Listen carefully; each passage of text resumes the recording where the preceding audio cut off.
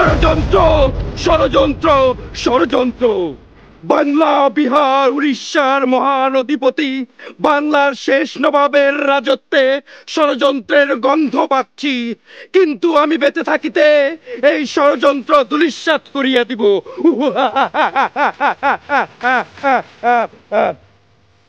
নবাব, গোস্তাকি মাফ করিবেন।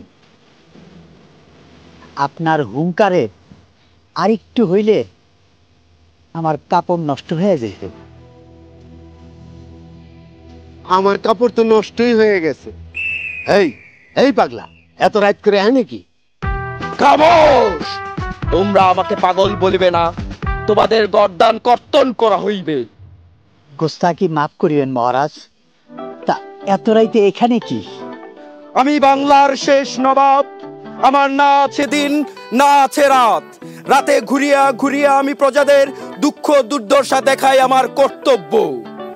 মহারাজা, আমাকে কোনো দুঃখও নাই, দুর্দশাও নাই। দয়া করিয়া আপনি গমন করিতে পারেন। আমি আবারও সাবধান করিয়া দিতেছি, আমার এই রাজ্যে কোনো ধরনের ষড়যন্ত্র চলিবে না। যদি এই রাজ্যে ষড়যন্ত্রের কোনো গন্ধ পাওয়া যায়, আমাদের রাজ্যের মহারানী তাদেরকে উপযুক্ত শাস্তি দিবেন। আমার সেনাপতি শুক্কুর তাদেরকে উচ্ছেদ করিবেন। তাই সাবধান, সাবধান, সাবধান। বাংলা, বিহার, উড়িষ্যার মহান অধিপতি এই বাংলার শেষ নবাব আমি।